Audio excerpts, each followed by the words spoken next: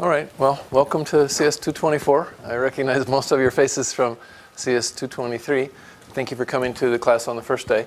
We'll do an introduction today, a little bit about the administration of the course, and then we'll start the lesson with the material from Chapter 1. Usually Chapter 1 is an introduction to the whole topic. That's what it's going to be here today. So I can say that it's a good kushbakish, overview of the material. It's not necessarily going to be on the exam. And there will be a simple homework probably from Chapter 1, but it's not hard. It's more to help you get an engineer's perspective about computers. So while we're waiting, I guess I'll introduce myself. I'm Will Sawyer. I've taught at Bilkent for 10 years. I'm an American. I do speak Turkish, but I'm not allowed to in the classroom, as you know. Please don't try to get me to tell Turkish jokes and be funny. Most of the reason students laugh is not because my Turkish is funny, it's because me speaking Turkish, I speak it in a funny way. So it's not doğal, of course. But anyway, I think if you tune into my English, it is a little bit fast, it's natural speed, but if you tune into my English, you'll get the tempo. If you're having trouble understanding my language, do raise your hand and say, Hoca, can you please say it again? Or slow down, Hoca, or repeat it a different way. I'm happy to do that. The goal here is for you to understand. It's not for me to get up here and run through, 50 slides and give a good performance. It's for you to learn. The goal of being here is for you to learn. So I'm here to assist that learning. They call me a teacher, but I don't think that I teach so much as I think you learn. So I'm to help with the learning process. That's my job. We're going to use PowerPoint slides quite a bit in this course, but there'll be times when we do some other things as well. But the opening lecture today will be pretty much from the slides. I'd like to get a class discussion going. I'd like to ask questions, but I've had a hard time finding students responding. So when there's that awkward silence and Hoca asks a question, please don't be afraid to be the first one. Raise your hand and say, yeah, I think this. Maybe it's wrong, maybe it's right, but here's my opinion, here's my idea. I'll really appreciate that. That's what we'd like, is a dialogue and for you to be thinking. I've said it many times before, but I'll say it again because it bears worth saying. You can watch a lot of movies and not learn anything about how to make movies. And so if you're here to watch a course go by, you're probably not going to learn very much about computer organization. But if you're participating as an active learner, I'm sure that you'll learn much more. So that's the ONSOs. Let's see if we can find our PowerPoint slides and begin. Okay, I think everybody knows, but if you go to the course home pages on our department's site, you see every single course, and this is CS 224. So here's the home page for CS 224 for this semester. Like the home page for 223, the recent announcements will be found here. Anything that's important. Let's go see if there's anything important to learn. Oh my goodness, there's already announcements. Oh boy, it has begun. The syllabus shows the readings for each week, and there's already an assignment to read Chapter 1 and follow along. It supplements the introduction that I'll be giving in class. And to be prepared for each week, you should do the reading in advance of the class. Next week, we'll move into Chapter 2 about assembly language, so you should read ahead. And the textbook for the course is this one, the Computer Organization and Design book by Patterson and Hennessy. It's in the 4th edition. Whenever you get a book that's in the 4th, 5th, 6th, 7th edition, that tells you that it's quite popular around the world as a textbook. This is International Student Edition, very reasonably priced. Top quality, top shelf, best in class as far as I'm concerned. So we've picked a good one for you. You need to get this one, 4th edition. There are still some 3rd editions floating around among the students, but that's not the one. We significantly changed from the 3rd edition. Please don't use the 3rd edition. All right, so that's our first little announcements. Schedules will be posted here for myself and the other teacher, but currently they're not right. We've got 5 TAs, but there's been a little bit of change there as well. Your class section is 3, so we're here on Friday afternoon, and the office hours will be posted. I'm not exactly sure if I'll be available these hours on Tuesday, so there may be some updates. But the book has its own website. If you click here, you go to the website about the book. There are resources for students, including solved example problems, the code from the book, some extra resources, lots of stuff here that you can get from this book's website. The objectives of the course, let's go over what are we trying to achieve in CS 224. Why are you here? because it's required, Hoja, I have to take it. That's the only important reason. No, no, no, no, no. There's a lot of things that we're going to be hoping to achieve. Will we achieve every one in every student? No, I don't think so. But the goal will be that most students achieve most of these objectives. So I'll let you study these on your own time to see what we're trying to get. But the main idea here is to learn about how computers work, computer organization. How are they organized? What are the structures from a hardware point of view, and also from a software point of view, what are the structures? So this is the name of our textbook is called Computer Organization and Design, the Hardware-Software Interface. So it's right at the place where software and hardware meet. That's the focus of our course. So it'll be both looking up to the software layers and down to the hardware layers. And right at that interface, that's where the course is aimed at. So you can see that after we work on instruction set architectures, then we look at processor units, especially pipeline, then we move into memory and do cache, and then some bus and I/O issues. And then you're going to gain experience in the use of hardware description languages and tools for designing computers, be able to explain in an informal interview on a project, you know, what you've worked on and why you did what you did, and practice the skills of project documentation and technical reporting. So again, you might say one of my goals in this course is to turn you into an engineer. Engineers design, they document, they give oral presentations, they work in teams, they do peer review. All those will be part of our course's approach. Okay, the syllabus of the course shows what topics we'll be covering every week. Well, this is a really weird week because it starts on a Friday, so I just put Friday on to next week. But it means that with Friday and next week, you have 3 class sessions, and most of the topics will only need an integer multiple of weeks. So therefore, if this takes 1 week for the other 2 sections, and we have a week and a half, it means we're going to finish early. So, and the second lecture in each week will probably be looking ahead to the next week's material. So today and the Tuesday will be course overview, introduction to computer architecture. Next Friday, we'll already be moving up to here. The reason is this section is out of sync with the other 2 sections because we start today on a Friday, which makes the week weird. Anyway, you can see that we're going to cover the material from the textbook, including some appendices in order of the chapters, 1, 2, 3, 4, 5, 6, and inshallah, if time allows, chapter 7. By the end of the course, we've not only covered processors and pipelining and memory hierarchies and I/O systems, then we're moving into multiprocessors. We'll actually look at multi-core chips and clusters of processors in order to form parallel computers. That'll be our end target by the end of the course. So this gives the topics and the readings. The schedule for the homeworks and the projects will be announced separately on other web pages. I won't try to integrate them here, but you can see for each week of the semester I've written something, including, look at this one, spring break week, first week of April, no class, take a vacation. Maybe the weather's warm down in the south. Let's hope so. Anyway, the grading policy, everybody's always interested in how will the course be graded. Here's what we're going to do. In order to pass this course, you have to show a minimum competence in the exams. Any student that doesn't have a weighted average of 30 or greater from the midterm and final will not pass, no matter how wonderful your homeworks and projects and quizzes are. You must show that you understand the material in a proctored exam where you are independently thinking and working. So we're going to have an exam minimum to pass. And then the activities in the course which will count for the percentage of the grade are homeworks, quizzes, projects, the midterm, and the final. And you can see that the exams together are 50% and the other things are 50%. So it's about half and half. And then from the numerical average grades, the students who meet the above requirements will then be given a grade in the range from A to F, and it depends on, as it says there, the class's overall average, the distribution, your personal performance, your effort, your attendance, your participation in the class. So those can be factors that affect your personal grade. Yeah, there's a bunch of resources here, like there was on the CS223 website. I won't go through them now because they're not of any value. You don't really know why we need them and what they're for, but they'll be useful later. There's a policy statement about homework.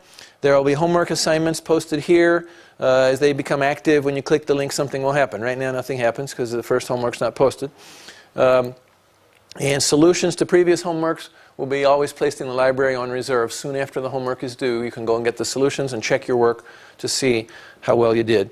Project assignments will be based here. We generally have 2 projects The first one is an assembly language programming project. The second one is a processor design project. So I'll be grouping you up in groups of 4 or 5, and you'll be working together first on this in teams, then we'll reshuffle the project teams, and you'll form a new team, and you'll work with that one. Sort of like in companies. They form project teams, do a project, then they reform, and you form a different team for a different project.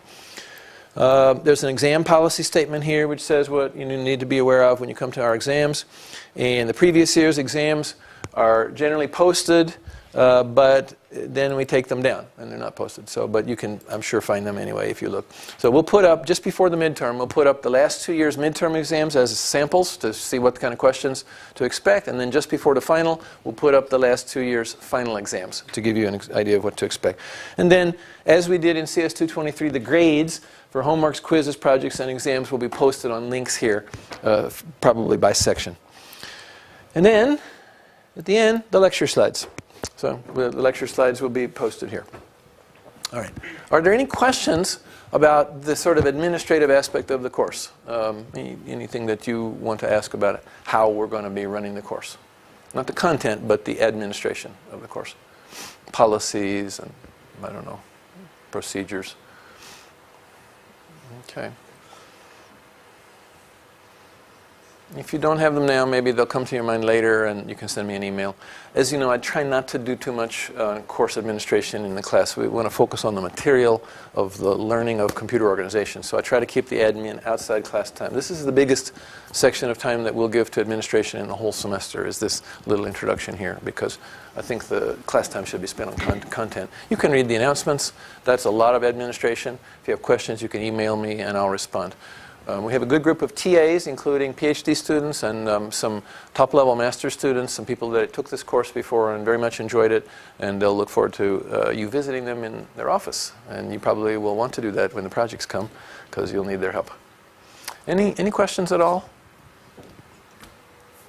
Okay. Oh, wait, maybe? Yeah, almost. Okay. Then there aren't any. All right. Then let's start the material. Let's begin Chapter 1 and an overview of computer organization. Is everybody okay? All right, let's do that.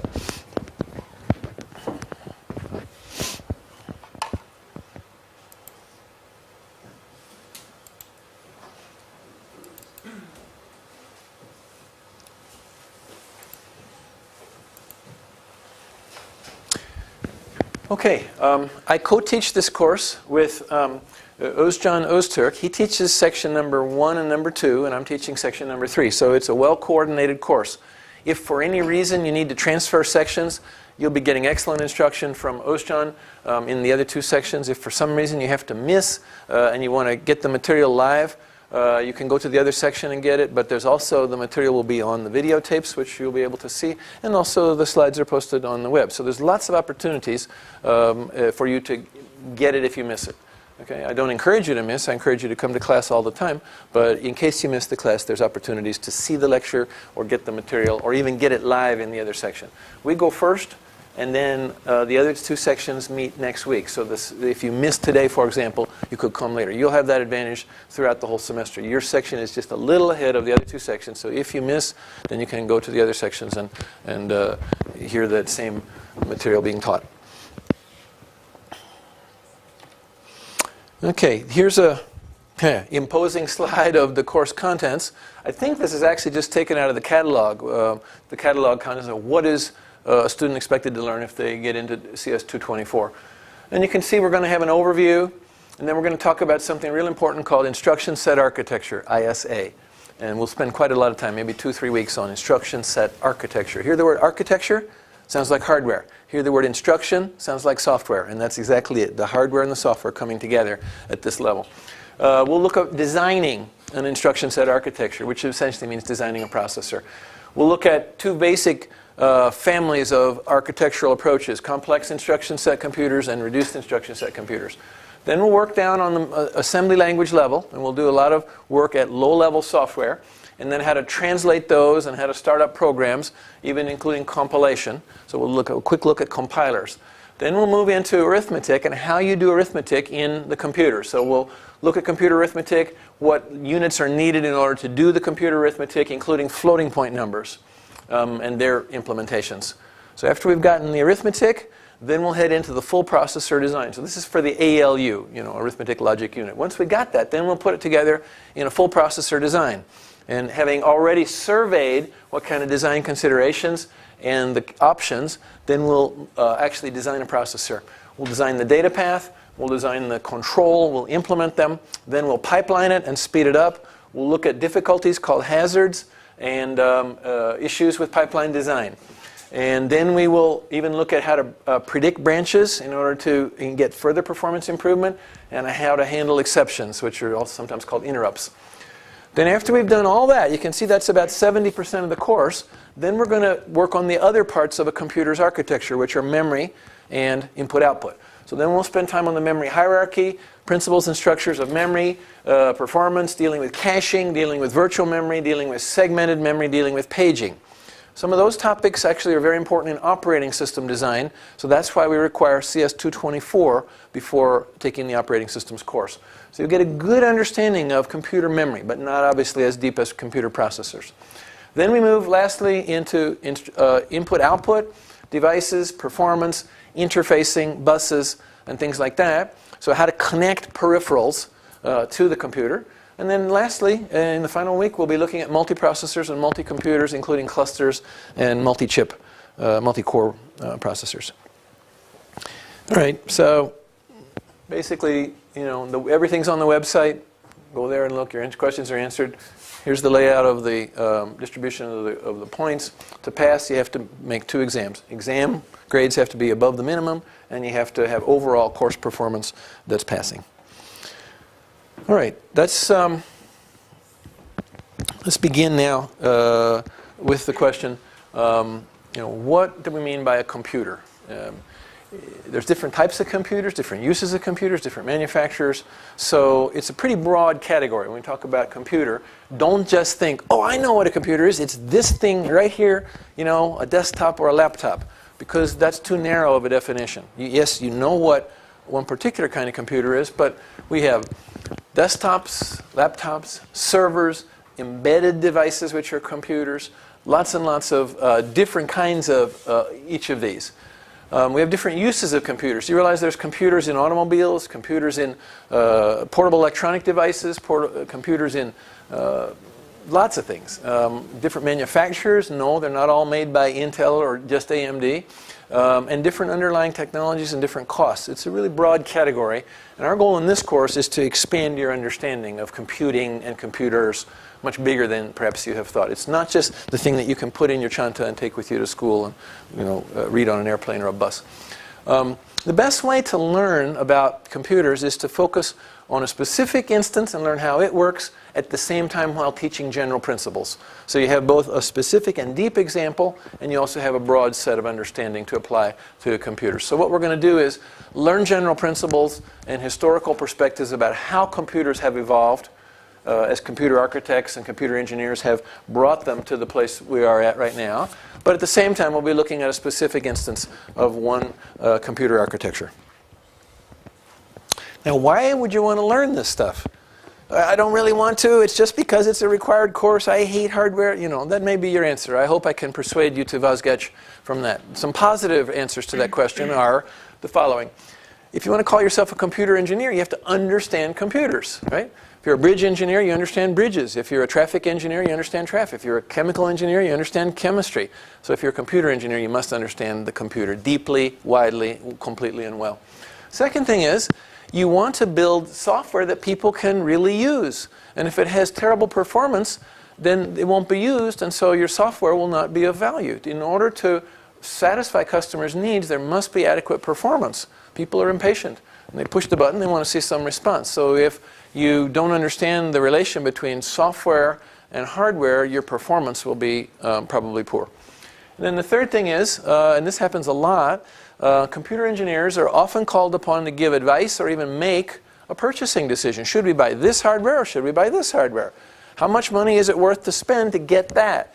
We have this budget. What's the best performance we can get to meet our needs for that? So you have to understand hardware because you're involved in purchasing it, either advising or actually making the decision yourself. Now, both hardware and software are going to affect our performance. When a program runs on a computer, of course the software's algorithm and its big O and the efficiency of the code and the compilation, those will have an effect on it, but so will the hardware. I've listed here a number of factors that determine the performance. First is the algorithm, and it actually affects the number of source level statements. And then the language and compiler and architecture together determine from the source how many machine instructions will be executed. Notice you don't write machine instructions, so there's already been a transformation from source level down to machine level, source being things like C++ and Java, high-level languages. And then the processor and memory will determine how fast each individual instruction is executed, and the I/O and the number of cores will determine the overall system performance. So we've actually got 1, 2, 3, 4 different factors in system performance. And I think you can see that it's like a chain. If any one of these is the weakest link, that will limit the performance. If you have a bad algorithm with a bad big O, then you're not going to be able to save it even if you have the world's fastest hardware. On the other hand, if you have the world's greatest algorithm, but you've got problems here or here or here, you'll slow it down and you'll waste the performance of the algorithm. So optimizing compilers, efficient algorithms, high performance implementation and architectures, and multi-cores are all ways to make things go faster. And of course, we'll be looking at this, and this in this course. This is other courses. You get that in algorithms and your software engineering and programming courses. All right, now the 5 components of a computer, as classically understood, are the processor, which contains both control and data path. So you see that, those two here. The memory, and the input and the output. So sometimes it's reduced to 3. Processor, memory, I/O. I/O actually means both of these. Processor, of course, means both of these. And we've got the control, which is giving the orders. That's the brain. We got the data path here shown as a kind of a production line, you know, taking care of data and actually doing things with the data. So there's like the body. Notice that memory's in the middle. Things from the processor that have to go to I/O go through memory. Memory feeds or receives from the processor, and it also feeds and receives from I/O. Input is things coming in, output is obviously things going out. These little boxes are data. Okay, and you can see that they have all different shapes and sizes for I/O, but they're much more regular when they're inside the processor. They're the right size for the processor to be able to handle. And so here's a good equation. Data path plus control is the processor. Processor, sometimes called CPU, Central Processing Unit. That's an old term from my days, but you still hear people saying CPU. But these days, a more modern word would be processor. Are there any questions about this? This is probably one of the more important slides that we'll see this semester because it gives the picture of what is a computer. It's a collection of the processor, which itself is a collection of 2 major units, memory and input-output. It actually shows a kind of a functional model of what it might do. 5 classical components. Input devices are things like mouse and keyboard, but many others as well. Output devices are things like displays and printers, but many more as well. Memory are things like the jump drive that I plugged in here, disk drives, DRAM, static RAM, CDs, all kinds of things can be used for storage. Networks are some of the components connected to computers. And our primary focus in this course, as I said earlier, is going to be the processor unit itself. That's going to be our primary focus. We'll have a secondary focus on memory and I/O, but those are only the final 30% of the course. We really want to understand deeply the processor because it's the, you might say, the actor inside the computer. It's implemented using billions of transistors, as you know.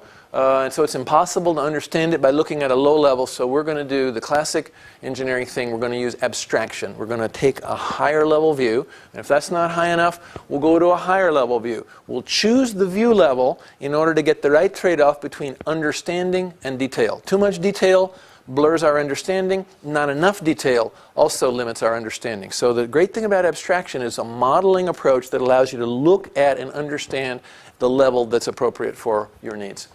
So abstraction omits unnecessary detail and helps us cope with complexity. It's a very key engineering approach or engineering tool to abstract and therefore model at the right level.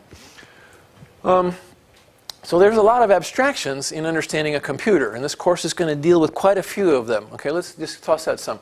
Application software, system software, assembly language software, machine language programs architectural issues, sequential logic and finite state machines, combinational logic and arithmetic circuits, Boolean logic down to the bit level, transistors used to build the logic gates, semiconductor and silicon used to build the transistors, properties of atoms and electrons and quantum dynamics to make the semiconductor work. Okay, so did you see what there? There's a nice stack of abstraction. And every layer is a way that you could look and say, I want to understand computers, I'm going to look at quantum dynamics and atoms. Oh my goodness. Or I want to understand computers, I'm going to look at a few billion transistors. Or I want to understand computers, I want to just look at the application software level. Huh, it's a spreadsheet. Oh, computers work with numbers. Computers let me enter my words and write my letters. That's a very high-level abstraction. It hides all this. We've been, as you know, working here at the level of sequential logic and combinational logic in CS223. And this, of course, is a subset of that. Now we're going to start to move up to some of these levels here and here and here. Okay? So I'd say our course kind of deals in this range right here. Some overlap with 223 and some new stuff for 224. You've got plenty of courses that work at this level, and moving down below here, transistors, semiconductors, we're moving toward electrical engineering and physics. Okay, so that will be their domain to model at that level. So we're in the middle of this stack with software engineering here, computer engineering, especially the hardware and computer architecture here, and then moving into the... But this is a set of abstract layers. Each is an abstraction built upon the one below. All right, now let's make it into a diagram form. That was a stack of words. This is a stack of blocks in a block diagram. Same thing, though. Application programs sit on top of an operating system. They need that operating system to operate. The operating system needs the compiler and the firmware, which are, again, software. Okay. Now, below this blue block in the middle is the implementation in hardware. And you can see that I've got an instruction set processor. I've got an I/O subsystem. Supporting that was logic design. Supporting that was circuit design. Supporting that was layout. So once you know what you want, you can implement it going this way. And this right here, instruction set architecture, that blue box, is the top of what we call computer architecture. So computer architecture is both the implementation of the hardware and the model of what it will do, the architecture. I mean, this building has an architecture, and it also has an implementation. The architect designed it, and then after that, the building company came and built it. But they didn't just build it randomly. They built according to a design so that the building would have what? The functionality which is needed to support instruction and labs and administration and offices and so on. Security, etc. In the same way, this blue layer is the key. It's the middle of this software depends upon a reliable interface here for the instruction set architecture. The instruction set architecture, once designed, determines how you will implement. So actually, this is going to be a key focus for our course, is this middle layer where the software touches the hardware. That's the reason for choosing this textbook, the software-hardware interface. Here's a picture of it in a different way. These two guys are acting or dancing or sword fighting or whatever they're doing, and they're on a stage. The stage is the platform, and it's called the instruction set. You cannot have software if you don't have an instruction set, because the set means we will choose this instruction, and then we'll follow it with this one, then we'll follow it with this one, and so you build a program by choosing instructions. You put the instructions together in an order which implements the algorithm that you want to have in your program. So an instruction set is the resources from which we will choose the instructions that are needed for your program or your program or your program or my program. So it's the resource. So the instruction set is the model of the computer. Oh, it has a branch. Oh, it has an add. Oh, it has a shift.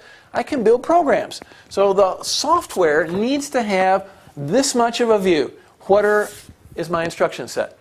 But the instruction set, of course, is implemented by a Hercules, which is our hardware. This is the implementation of it. Once you have an instruction set, that determines the hardware you must have in order to supply those instructions. If you build hardware and it doesn't have a shift, then it's not part of your instruction set. So you understand, once again, this is the key layer. The software understands it as a model, depends on it, and runs on it, but it's implemented by hardware. So together, this is our computer architecture, this plus this. Are there any questions about this concept here? Okay, we're trying to get the idea different ways. You know, pictures, block diagram, words. Key abstraction is the instruction set architecture. Okay, now here's a verbal definition of it. Let's see if we can work with this now. You know, some people are multi-mode learners, others have different modes. This is a verbal way now to try to approach the concept. The ISA, instruction set architecture, sometimes just called the architecture because we're not talking about bridges or highway systems or buildings. We're talking about computer architecture. The ISA, or the architecture, is the abstract interface. That's the key. It's an interface between what? The hardware and the lowest level of software that encompasses all the information necessary to write a machine language program, including the registers, the instructions, the memory, the I/O, and everything. It is the interface on which the lowest level software can run, and it provides all that that software needs to know. So it enables various implementations which have cost and performance differences to run the same software. Now, that means that if you specify the instruction set architecture, the same software can run on it even if you implement it that way or you implement it that way. Now, what's the classic example of a common ISA implemented in two very different ways that all of us are familiar with? Every time you touch a computer, you have an example of this. The programs run no matter whether you buy it from manufacturer X or manufacturer Y. What are we talking about? If I open up this computer, what will I find inside for a processor? What will I find inside? Will I find Intel inside? Maybe, but maybe not. What else might I find inside? AMD. Now, do I need to ask the computer, oh, this is an Intel processor. Okay, I got to use these programs. Oh, no, it's AMD. Those won't work. I got to use these programs. Is that a problem? No. Why not? Because there's a common instruction set architecture which the programs run on, but the two companies have implemented their processors in different ways. Exactly what it says here. It enables implementations of varying cost. Have you been to buy a processor lately? Intel's prices, AMD's prices are different. Varying performance. Been to a website lately and seen performance claims and performance measurements? They're not the same. They're not identical. They have different number of transistors and different layouts and different everything, internal organizations. But when it comes to dancing on the stage is the same. Your software runs no matter whether it's one or the other. Okay, now that takes us right back to this one here. Take out this and put in a different one. As long as it does this, we don't care. That's a really key concept. You can implement in a different way. Let's go back another slide. Back to this one. Okay. Again, the architecture boundary with the software is here. So if I change all this, but this still the new this still implements the same architecture, no problem. Everything's fine. That's actually quite significant, isn't it? What does it mean for a company like Intel? What's the consequence of that significant statement that we just made? What's the consequence for a company?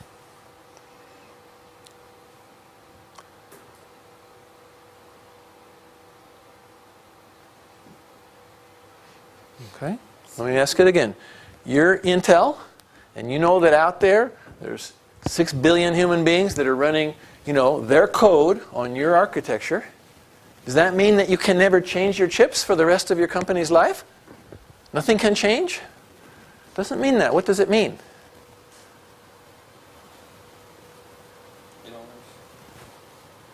It sounds like it means we can't have innovation. Is that true? Of course not. Intel's a very innovative company. So how does Intel manage to innovate?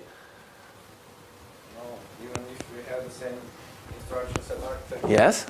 As we say, 2, 2, and 3, we can optimize the hardware. Right, exactly. They can make this faster, cheaper, lower power, then after a while start adding multiple cores, et cetera, et cetera. The other thing that they've done, all companies do this, they say, look, we're keeping this the same, but we're going to add a little more. And they extend it, but they don't change the core. If they did, software would stop running. Oh no, it doesn't work. What? The new chips don't run the code? I've been using this code for 8 years. I love my games. I love my graphics. I love my Office set. You mean it doesn't work? No, sorry, it doesn't work. You have to get another version of the software. No, thank you. I won't buy chips if they force me to change all my software. Right? I don't want to have a processor change force an entire software change too. At least if I can avoid it. That would be very disruptive to my organization, to my company. Think if you're a bank. They say, we got a great new server. It'll be awesome. You'll get much better performance and your customers will love it. It's secure and it can't be hacked into. Great. How much does it cost? What's its performance? Wonderful. Oh, just there's one problem. None of your current software will run on it. You'll have to rewrite all your programs. No thanks. I'll find some other vendor. See, this idea about instruction set architecture is very, very important. We don't want to make existing software obsolete. That would be a horrible thing. Yes? Is it like confliction between 32-bit and 64-bit architectures? Is it like confliction between? Their instruction set architecture is different. 32-bit. Yeah, there's been a inevitable pressure on. My some programs doesn't work. Yeah. Okay. That's exactly the issue that we're talking about. It's not pleasant, is it? It's not nice to have to say, "Oh, my old programs don't work on this new architecture." Very difficult choice to say, "Sorry, guys, we're taking not this away, we're taking this away, and you can't dance anymore because the new one isn't going to work. You have to learn a different dance." That's not very nice. Yeah, companies that do that take big business risk, and they can sometimes lose customers as a consequence of it. Yeah. The only thing you can do in that case is make the upgrade painless or as little painful as possible.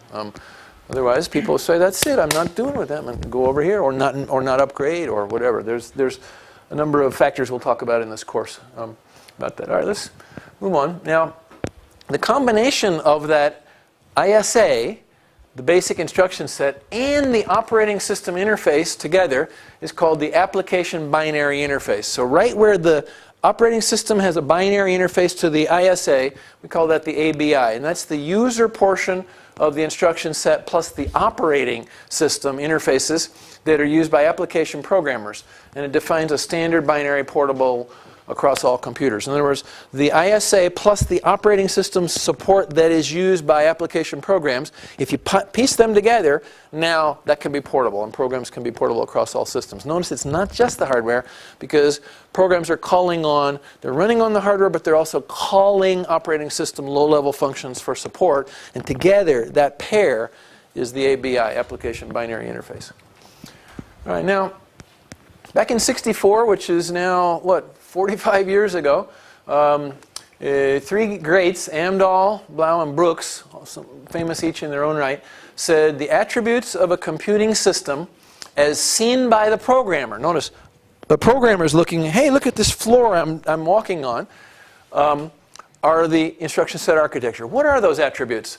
Well, it's the structure and the functional behavior of the computer as distinct from the organization of how the data flows and how it's controlled, the logical design and the physical implementation. Distinct from, different, not that. In other words, the high-level conceptual structure and functional behavior, not the implementation. This says organization. It's not that. As distinct from, different from. So back in 45 years ago, they realized that the instruction set architecture is as the programmer sees the computer, not as the designer sees the details.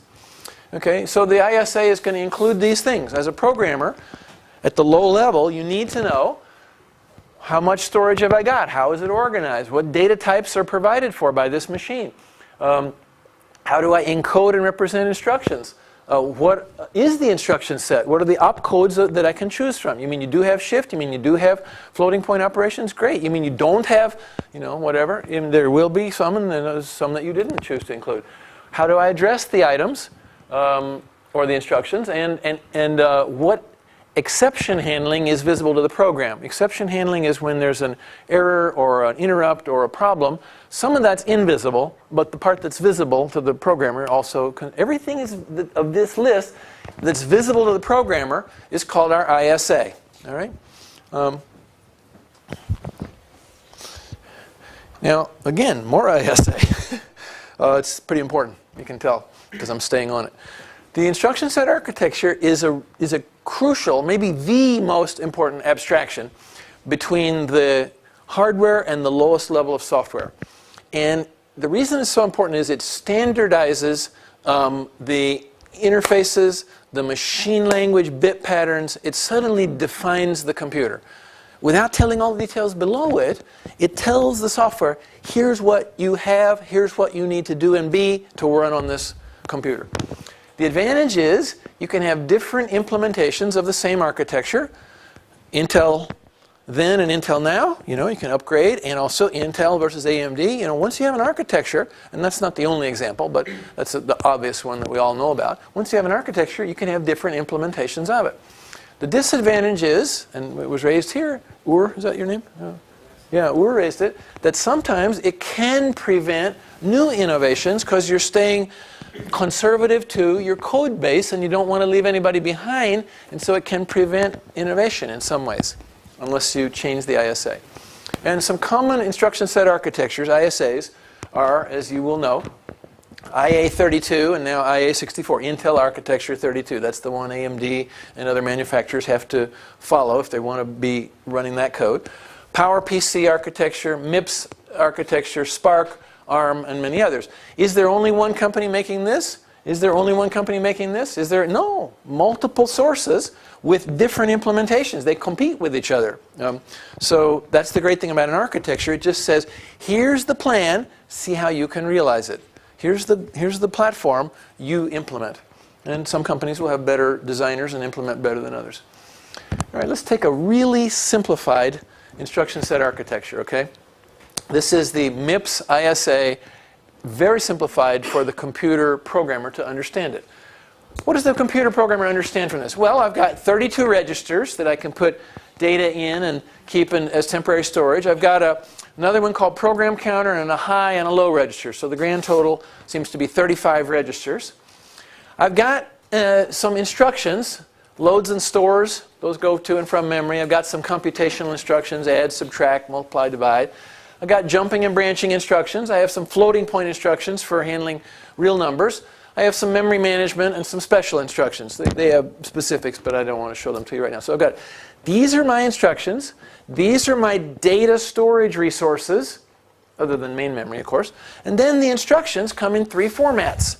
So when I have a 32-bit instruction, it's either the format where the opcode is followed by 1, 2, 3 registers, a source, another source, and a destination, and then there's a shift amount and a function field, or the opcode is followed by 2 registers and a 16-bit immediate field, or the opcode is followed by a very long jump target field.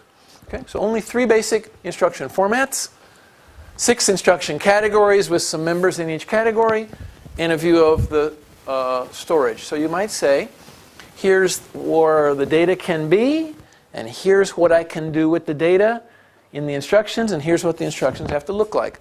Wow! You told you, you scared us with all those slides about ISA. We thought it was going to be Korkunch. Hey, it's not too bad. That's a simple ISA. It's what the programmer needs to know at the low level to run machine instructions. I think you all know, don't you, that C++ instructions don't run on the computer. Java instructions don't run on the computer. There's some levels of translation to get down to the instructions which do run on the computer. You know that, I'm sure, that in CS 101 you talked about that. Okay, so I think that's a good place to take a break. So why don't we have a little, 10-minute break here between the 2 lessons and enjoy, some fresh air and a glass of water or a stroll or a candy bar, and we'll come back in 10 minutes. Okay, so we'll see you then.